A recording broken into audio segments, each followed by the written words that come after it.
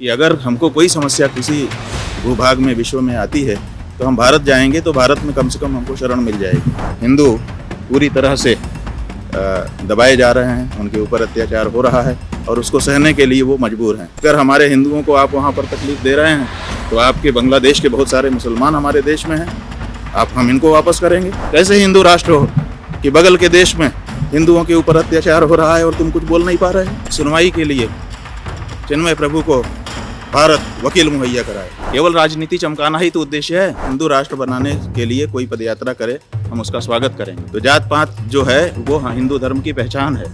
हिंदू धर्म बिना जात पात का नहीं हो सकता है। तो अगर हिंदू समाज में से जाति, वर्ण और उसका आश्रम छीन लिया जाएगा तो इसको कन्वर्ट होने में विलंब नहीं लगेगा। एक भी हिंदू को अगर आपने वहाँ पर छुआ तो फिर हमारे पास बहुत सारे तरीके हैं। जिस इस्कॉन संस्था का वो सदस्य है चिन्मय प्रभु, उस इस्कॉन संस्था ने उसको अपनी संस्था से बहिष्कृत कर दिया। हम कह रहे हैं कि चिन्मय प्रभु हमारा है। महाराष्ट्र के इतिहास में पहली बार इतनी बड़ी विजय किसी पार्टी की हुई, किसी गठबंधन की हुई। आगे चुनाव इनका भी आने वाला है, ऐसा ना हो कि मामला बिगड़ जाए। कहा जा रहा है कि बटोगे तो कटोगे, इसका मतलब कि हमको धमकी दी जा रही है। अभी तो हम यहाँ आए हैं, हमारे गुरुजी महाराज के अत्यंत प्रिय एक शिष्य हैं विजय तिवारी जी, उनकी बेटी का विवाह है। आप लोगों को स्मरण होगा एक घटना घटी थी जिसमें 5 बच्चे एक साथ काल कबलित हो गए थे। तो जिस समय ये घटना घटी थी उस समय हम लोग उनके यहाँ आए थे ढाढ़स बंधाने के लिए। उस समय कोई दूसरा उद्योग नहीं था, तो हम लोगों ने कहा था कि हम लोग अब आपके बेटे और भाई हैं। तो उसी संबंध का निर्वाह हम प्रतिवर्ष उनके यहाँ आकर के करते रहे हैं। अभी उस बच्ची का विवाह है तो एक भाई के रूप में हम उसके लिए आए। स्वामी जी, बांग्लादेश में जिस तरह की जो घटनाएं हो रही हैं, पूरे भारत में काफ़ी विरोध देखने को मिल रहे हैं और जो चिन्मय जो कृष्णा जी उनकी गिरफ्तारी हुई, उसके बाद कोई वकील नहीं मिल पा रहा है, वकील के ऊपर भी हमला हुआ, इस पूरे घटना को आप कैसे देखते हैं? देखिए, ये दुर्भाग्यपूर्ण है और हम हिंदुओं को इस बारे में बड़ी चिंता है। हमने पहले भी भारत की सरकार से कहा था कि अगर बांग्लादेश से कोई लोग वहाँ से चल करके शरण लेने के लिए आ रहे हैं तो उनको बॉर्डर पर रोका ना जाए, उनको भारत में शरण दी जाए। जैसे यहूदियों ने इजराइल को अपनी मातृभूमि माना है और इजराइल ने यह घोषणा की है कि जहाँ पर भी यहूदी होगा पूरे विश्व में, अगर उसको ज़रूरत होगी और वो इजराइल आना चाहेगा तो उसको रोका नहीं जाएगा, बल्कि उसको यहाँ पर स्वागत किया जाएगा।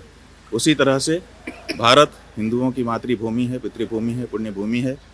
यहाँ से कम एक आश्वासन पूरे विश्व में रह रहे हिंदुओं को होना चाहिए कि अगर हमको कोई समस्या किसी भूभाग में विश्व में आती है तो हम भारत जाएंगे तो भारत में कम से कम हमको शरण मिल जाएगी।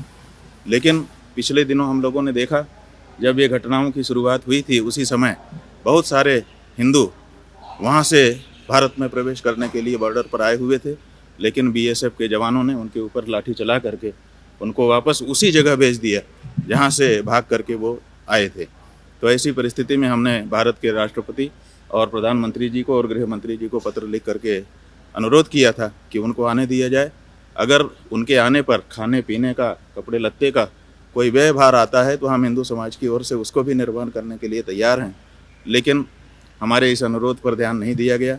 आज वो विषय बढ़ता ही चला जा रहा है और हिंदू पूरी तरह से दबाए जा रहे हैं, उनके ऊपर अत्याचार हो रहा है और उसको सहने के लिए वो मजबूर हैं।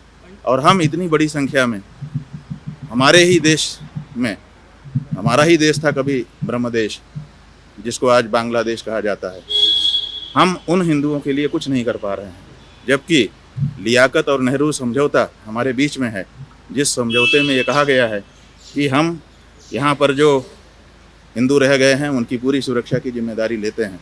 क्या भारत की सरकार लियाकत नेहरू समझौते का हवाला दे करके उनके ऊपर दबाव नहीं डाल सकती है? और अगर नहीं डाल सकती है तो दूसरा हमारे पास विकल्प है कि अगर हमारे हिंदुओं को आप वहाँ पर तकलीफ़ दे रहे हैं तो आपके बांग्लादेश के बहुत सारे मुसलमान हमारे देश में हैं, हम इनको वापस करेंगे। तो किसी भी रास्ते का पालन किया जाना चाहिए और एक अच्छा कड़ा संदेश बांग्लादेश की सरकार को और पूरे विश्व को दिया जाना चाहिए।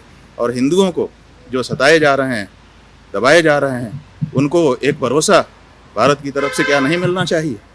भारत के लोग ये मांग करते हैं कि हम हिंदू राष्ट्र हैं, हिंदू राष्ट्र हैं। कैसे हिंदू राष्ट्र हो कि बगल के देश में हिंदुओं के ऊपर अत्याचार हो रहा है और तुम कुछ बोल नहीं पा रहे हो?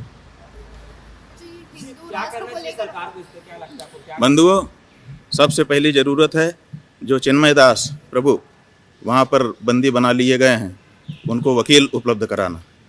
तो उनको जो वकील उनको असिस्ट कर रहा था उसको मार दिया गया पीट पीट करके।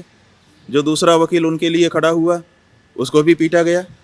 क्या पूरे विश्व के पास ऐसे वकील नहीं हैं जो उसको ये लिए खड़े हो जाएं कि हम हैं खड़े? आजकल तो ऑनलाइन सुनवाई हो जाती है।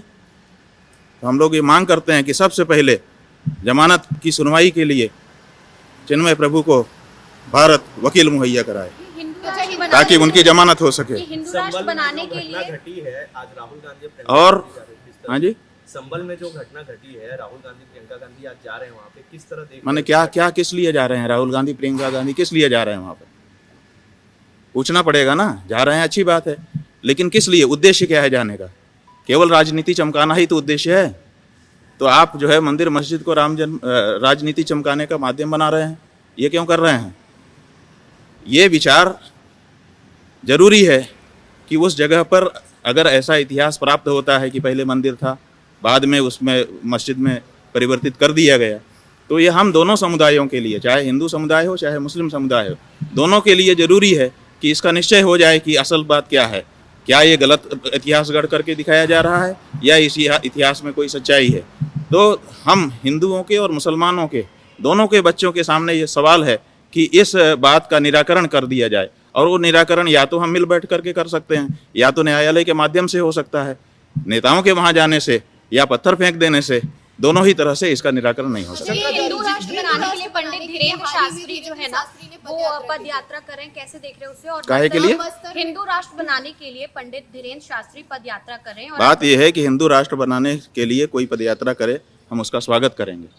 ये तो हिंदू राष्ट्र है, अगर इसको और घोषित कराना चाहते हैं हम इसका स्वागत करते हैं। लेकिन वो कह रहे हैं कि जात पात की करो विदाई। तो जात पात जो है वो हिंदू धर्म की पहचान है। हिंदू धर्म बिना जात पात का नहीं हो सकता है।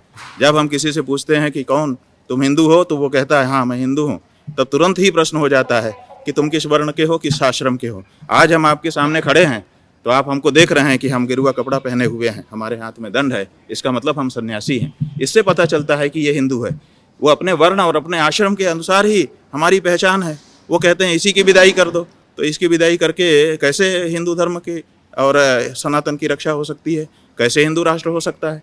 तो ये जो बात है ये बिल्कुल अनुचित है कि जात पात की विदाई करके फिर भी कोई कहे कि हम हिंदू धर्म की रक्षा कर रहे हैं या हिंदू राष्ट्र बनाने की मांग कर रहे हैं। ऐसा हिंदू राष्ट्र जिसमें वर्णाश्रम धर्म नहीं होगा वो हिंदुओं के लिए खतरनाक होगा। आप देख लीजिए इतिहास उठा करके कि जब जब हिंदू वर्ण और आश्रम में रहा तब तक उसको कोई नहीं बदल सका, और जब जिसने जात छोड़ दी उसके बाद सब कुछ छूट गया। उसके बाद कन्वर्ट करने में कोई देर नहीं लगती है।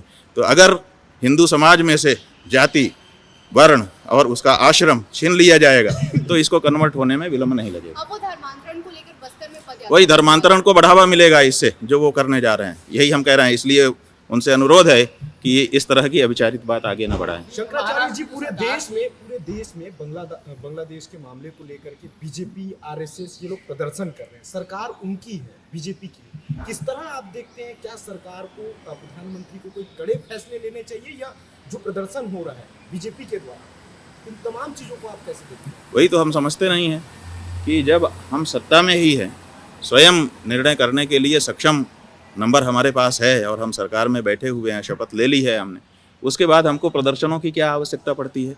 क्या हम माहौल को ही खड़ा करना चाहते हैं? क्या हम माहौल का कुछ राजनीतिक लाभ लेना चाहते हैं? इसी के लिए तो इस तरह के प्रदर्शन जगह जगह पर होते हैं। तो अभी प्रदर्शन की आवश्यकता नहीं है। पूरा देश बांग्लादेश में जो घटनाएं हो रही हैं उनको जान रहा है। इस समय सरकार जो भी निर्णय लेगी अपने आप बिना प्रदर्शन के लोगों के पास पहुंच जाएगी। इस तरह के जो प्रदर्शन होते हैं वो लोगों तक बात को पहुंचाने के लिए होते हैं। लेकिन इस समय तो ऐसी परिस्थिति है कि हर व्यक्ति अपने आप वहाँ की घटनाओं से विज्ञ है, जान रहा है। तो आप जब उसके बारे में कुछ निर्णय लेंगे तुरंत सर्कुलेट हो जाएगा। आप लोग खड़े ही हुए हैं, तो इसलिए प्रदर्शन की जरूरत नहीं है, निर्णय की आवश्यकता है, ऐसा हम कहना चाहते हैं। किस तरह का निर्णय लेना चाहिए प्रधानमंत्री को इस मसले पर? वही कड़क निर्णय लेना चाहिए कि एक भी हिंदू को अगर आपने वहाँ पर छुआ तो फिर हमारे पास बहुत सारे तरीके हैं, हमने आपको एक दो अभी गिना दिए, और भी ज़रूरत पड़ने पर चर्चा की जा सकती है। हमारे पास दबाव डालने के लिए बात है। पहले उन्होंने स्वीकार किया हुआ है नेहरू लियाकत समझौते के अंतर्गत कि हम किसी को भी खरोंच नहीं आने देंगे। इसी आश्वासन पर वहाँ पर हिंदू रहे। अब आप उसको वही क्यों कर रहे हो? जब पाकिस्तान पश्चिमी पाकिस्तान के साथ युद्ध हुआ, वहाँ के हिंदुओं ने बलिदान दिया हुआ है, तब बांग्लादेश बना हुआ है। हिंदुओं के खून की बूंदें गिरी हैं, लाखों हिंदुओं की। जो पाकिस्तान की आर्मी थी वो हिंदुओं पर आक्रमण कर रही थी, लेकिन उस समय बांग्लादेश के लिए हिंदू खड़े रहे। वहाँ के मुसलमानों को तो हमने दिलवाई है आज़ादी, बांग्लादेश हमारे कारण बना हुआ है, और उन्हीं को आप इस तरह से हिंदू होने के नाते प्रताड़ित कर रहे हैं। इस बात के लिए सरकार के पास बहुत सारे रास्ते हैं। सरकार को कड़ा निर्णय लेना चाहिए, और कुछ नहीं अगर का है तो हमारे देश में बहुत सारे बांग्लादेशी बसे हुए हैं, हम एक एक को निकाल करके बाहर करेंगे। अभी एक कह दें कि आप हमारे 1.5 करोड़ सनातन धर्मी हिंदुओं को भारत भेजिए, हम 1.5 करोड़ बांग्लादेशियों को आपके देश में भेजने को तैयार हैं। एक के बदले एक शुरू कर दो। आपके पास तो कितना दबाव करने के लिए मौका है, लेकिन आप बोलते ही नहीं हो। आश्चर्य होता है। और वहाँ पर माताएं बहनें प्रताड़ित हो रही हैं, वहाँ पर हमारी देवी देवता प्रताड़ित हो रहे हैं, वहाँ पर हमारे ऊपर हंसी की जा रही है, पप्ती कसी जा रही है, मारा पीटा जा रहा है, निरपराध सन्यासी को बंदी बना दिया गया है। हम ये भी आपके सामने घोषणा करना चाहते हैं, जिस इस्कॉन संस्था का वो सदस्य है चिन्मय प्रभु, उस इस्कॉन संस्था ने उसको अपनी संस्था से बहिष्कृत कर दिया। हम कह रहे हैं कि चिन्मय प्रभु हमारा है, और हम उसको अपने शंकराचार्य जी के मत में शामिल कर रहे हैं। तो हमारा सदस्य है, हर हिंदू हमारा अपना है, हमारा पराया नहीं है वो, और उसने कोई अपराध नहीं किया है। स्वामी जी, अगर इसी तरह जो घटनाएं बांग्लादेश में होगी तो क्या वास्तव में जो बांग्लादेश के जो मुसलमान यहाँ भारत में हैं, उनको क्या यहाँ से खदेड़ने का काम किया जाएगा? नहीं, ये तो तय करना है ना कि हम क्या रास्ता अपनाएंगे। वहाँ पर जो हिंदू हमारे हैं उनकी सुरक्षा के लिए कोई तो रास्ता हमको अपनाना पड़ेगा जिससे दबाव बढ़े।